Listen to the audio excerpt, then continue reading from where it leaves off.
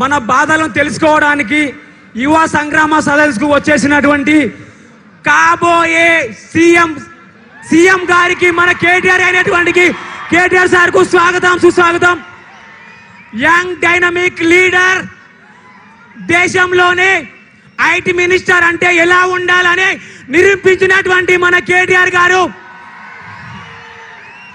Thank you అన్న, thank you so much. నా పేరు కే నవీన్ గౌడ్, అది మహబూబ్నగర్ డిస్ట్రిక్ట్ అన్న. విషయం ఏంటంటే మనకందరికీ తెలుసు అన్న, మేము దాదాపు ఒక నెల రోజుల నుండి ఎస్ఐ కానిస్టేబుల్ పోస్టులు పెంచాలని దాదాపు ఒక నెల రోజుల నుండి దిల్సుఖ్ నగర్లో వానకు తడుచుకుంటూ ఎండకు ఎండుకుంటూ ప్రోగ్రాలు చేస్తుంటే మా సీఎం 2000 పెంచుండు, 5000 ఉన్న నోటిఫికేషన్ 2000 పెంచుండు. సీఎం రేవంత్ అన్న మన పని అయిపోయింది, మనము పూరీలు బడ్జెట్ చేసుకోవాల్సిందే. నెక్స్ట్ 2 years తర్వాత మన పని ఏంటో అనేది ఇప్పుడే డిసైడ్ చేసుకుందాం. ఎందుకంటే అయిపోయింది మన పని. గోయిందా వెంకటరమణ, గోయిందా గోయిందా. మనం అంతవరకు తెచ్చుకోవద్దు సీఎం రేవంత్ రెడ్డి అన్న.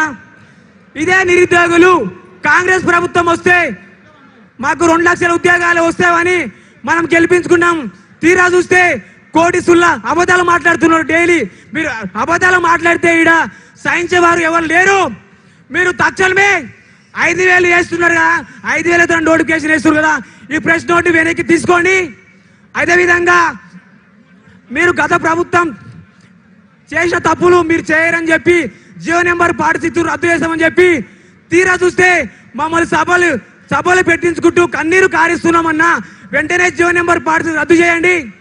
అదేవిధంగా ఏజ్ రిలాక్సేషన్ ఎస్ఐకి 38, కానిస్టేబుల్ 36కు తక్షణమే పెంచాలి.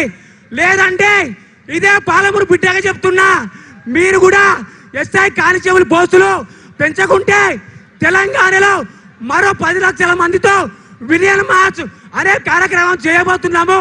మీరు అంతవరకు తెచ్చుకోకండి అని ఒక పాలమూరు బిడ్డగా సీఎం రేవంత్ రెడ్డి గారికి సవాల్ ఇస్తున్నా, గుర్తుపెట్టుకోండి.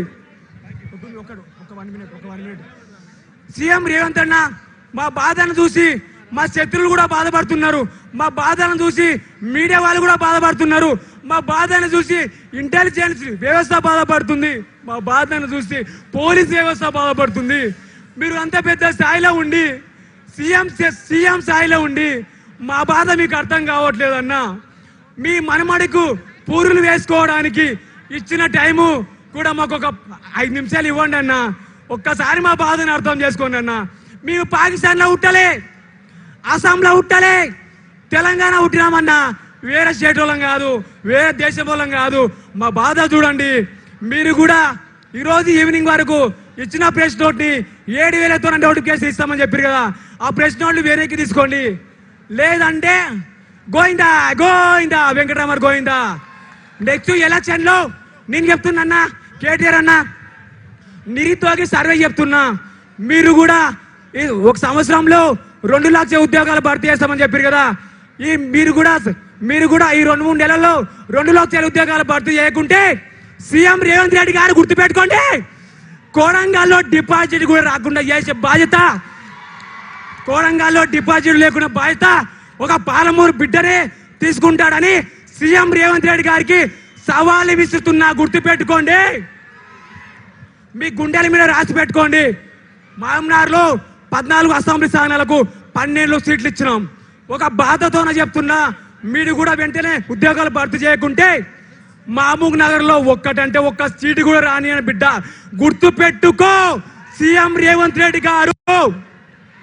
Okay, thank you.